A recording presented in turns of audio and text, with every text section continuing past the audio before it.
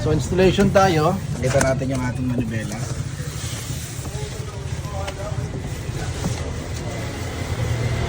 Yun, no?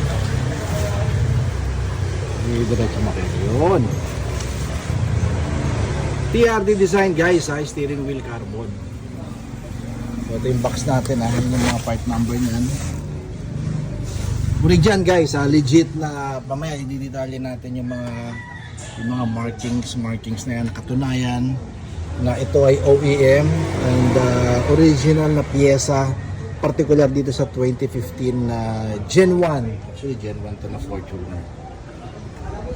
So install natin yan, baklas muna tayo ng stock niya. Then next natin ito.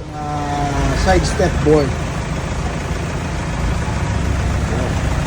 So itong side step board na pang Gen 1 na TRD5 design.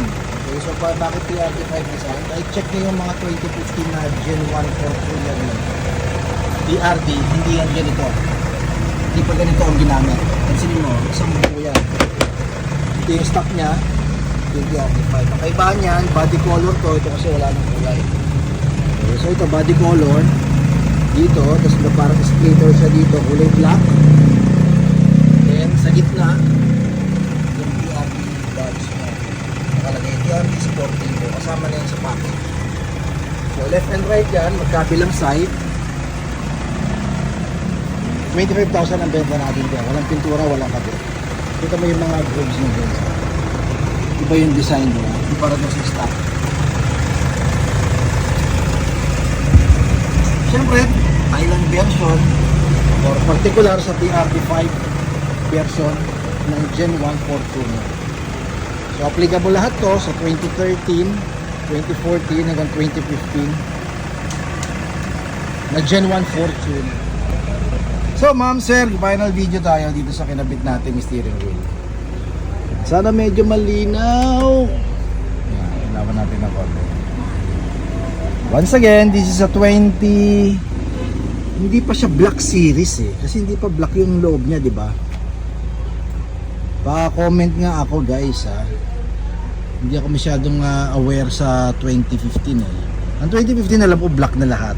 So ito kundi 2013, 2014 to na Gen 1 na Fortuner. Alright? So ito yung stock niya guys.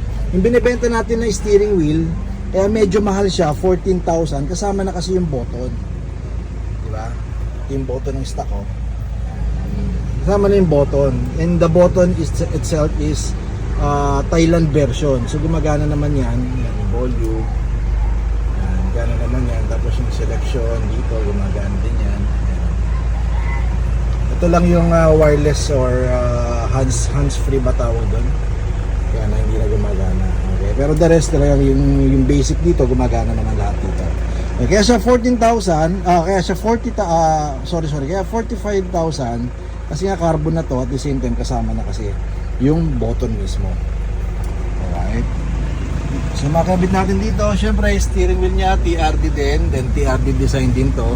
Pinakita ko naman sa inyo, legit yan. Tama yung stock niya may serial may serial din tayo. Okay, kung ano yung nakikita mo din dito sa pinalit natin at doon sa stock, pareho. So moving forward, check natin yung by the way, kinonvert na natin to. Unahin na natin itong grill, TRD grill niya, body paint itong part na to. May available tayo nito 15,000 dito guys original na then yung grill yung kit niya, ito yung original na bumper niya, then ito yung kit, ito yung nilagay natin. Kaya kung mapapansin mo parang nakalagpas medyo ang profile ng TRD5 hindi lumabas dito sa atin yung TRD5. Yung design na to ay lumabas pa sa Thailand 2015. Kasi 2014 yung TRD4, then 2015 lumabas yung TRD5 nila. And meron syempre nga to, DRL. So parang hindi ako nagkakamali, sa kanya nagsimula yung DRL module o yung DRL, yung daytime running light. Original yan guys na design para sa TRD5. So yun yung mga emblem o yung mga badge ng TRD. Ito yung profile na medyo malapad siya kumpara ko sa TRD4. LED hamak na mas malapad siya. So kung yung profile naman ng likod, check natin yung likod niya. Yan ang likod niya.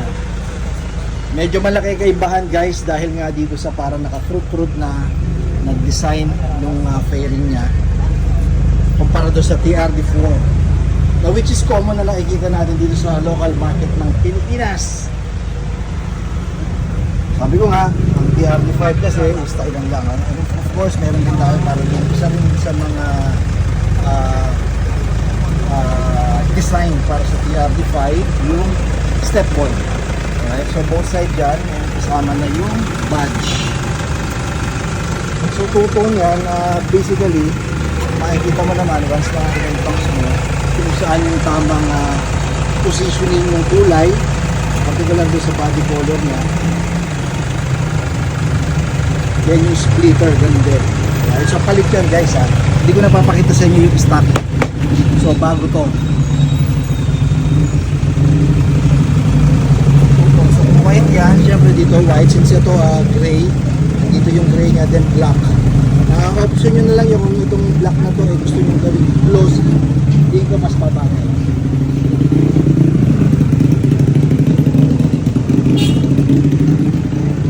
So presyo ng kit natin, ito, presyo ng kit natin guys, harap at likod para sa TRD5 kit, 45,000, di kasama pintura, di kasama kabit.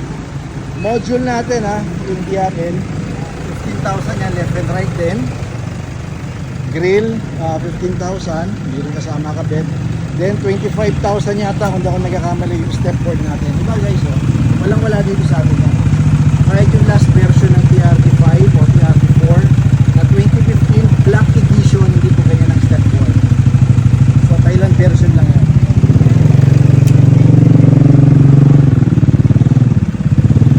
So thank you kay Sir Joseph. And syempre follow the TRD Parts Facebook page na Philippine Vlog sa dulo.